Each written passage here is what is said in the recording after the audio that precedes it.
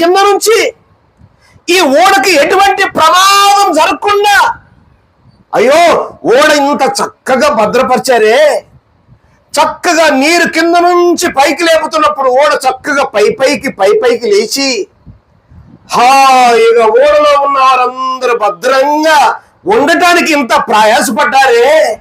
అయ్యో ఇంత ప్రయాసపడినా ఓ కార్పెంటర్ మేస్త్రి గారు ఎక్కడున్నా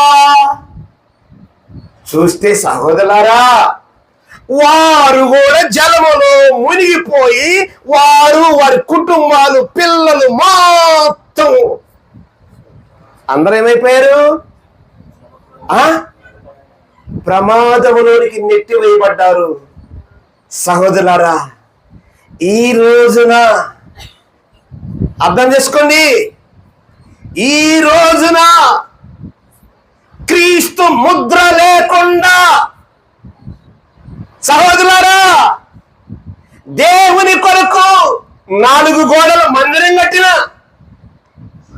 మందిరంలోకి వచ్చి కూర్చున్న, పాట పాడిన, ప్రసంగించిన ఎన్ని దేనికండి? ఈ రక్షణ ఓడను సిద్ధపరచడానికే కదా. ఓ మేస్త్రి గారు, ఇప్పుడు మాలాంటి మేస్త్రుల్ని ప్రభు ఎందుకు పెట్టాడు? అర్థమవుతుందా? మాలాంటి మేస్త్రుల్ని ప్రభు ఎందుకు పెట్టాడు?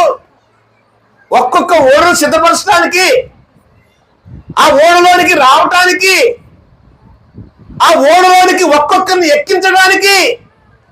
అవును, సిద్ధపరుస్తున్నవారు అనేక ప్రాంతాలకు వెళ్ళి కొందరు మనం సిద్ధపరుస్తున్నాము, మంచిదే.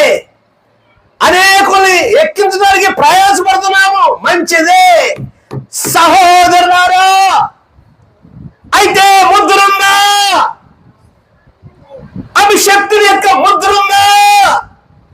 ఇదిగో పరలోకము చీల్చబడి ఒక ముద్ర తీసుకొని భూమి మీదకి దిగి వచ్చిన దేవుని కుమారుడైన క్రీస్తు, ఆయన మనం ఒక్కసారి చూడండి, ఆయన మీద అధికారపు ముద్ర ఉన్నది, పరలోకం యొక్క అధికారపు ముద్ర ఉన్నది.